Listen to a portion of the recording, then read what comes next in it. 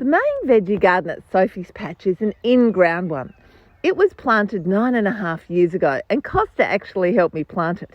If you go into Gardening Australia, you can look up the segment when we first met, and he came here, and we planted into the ground. Now the soil here is quite good, so I just added lots of organic matter.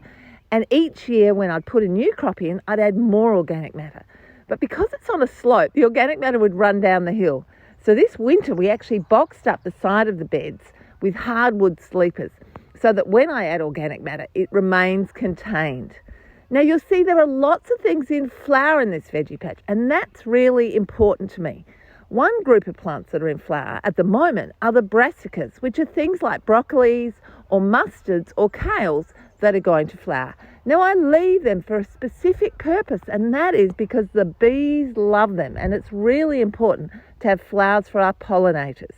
You'll also see that I've got Borage. That's the plant with the pretty blue flowers, self-seeding everywhere. Borage is beloved by bees, and believe it or not, the flowers are actually worth more per weight than gold because cake decorators love to crystallise them. You can also freeze borage flowers, put them in an ice cube and serve them in your Pims, and if you eat them fresh, they taste like cucumber. They're quite lovely.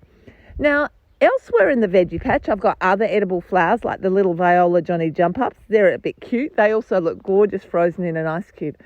But one group of flowers that I have is daisies.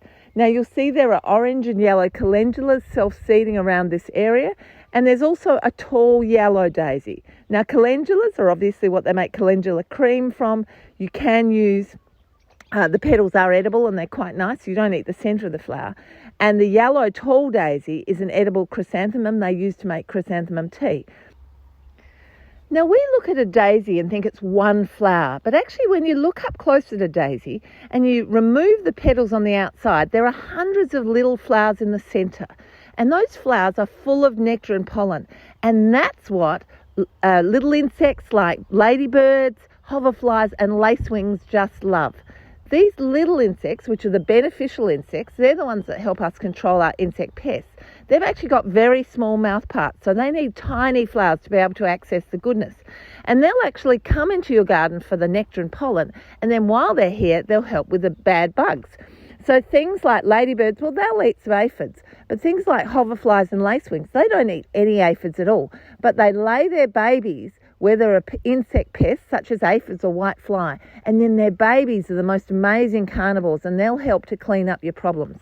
So you'll see that not only do I have those two types of daisies, I've also got the little chrysanthemum pallidosum, which is a little white daisy. You could use marguerite daisies, you could use paper daisies, native daisy, any sort of daisy is really beneficial to bring in the good guys. Now another group of plants that I have specifically to bring in the good guys, and those with small mouth parts, are what we call umbels. Now umbels basically, there are two forms. They're either flat umbels like Queen Anne's lace, which have lots of little flowers coming from a central point. Other plants that have flat umbels in my veggie patch are parsley. You'll see I have a lot of flat leaf parsley and it's flowering everywhere. I also grow a lot of bronze fennel, and when that flowers, it hasn't started yet, but when that flowers, that is wonderful for the beneficial bugs. And at the moment, I've also got some coriander going to flower, and that doesn't bother me because the beneficial bugs love that too. So there's the flat umbels like that, or then there are the round umbels like chives, and I've got a number of chives.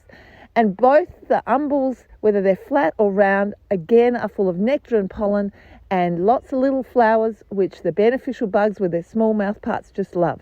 So roughly about a third of my veggie patch is grown with flowers just to help bring in the good guys, and then they help me manage the bad. It also is really important to understand that the quality of your soil affects the quality of your crop. And, you know, if you've got good soil and plants growing in good soil, they're significantly less likely to get pest or disease problems.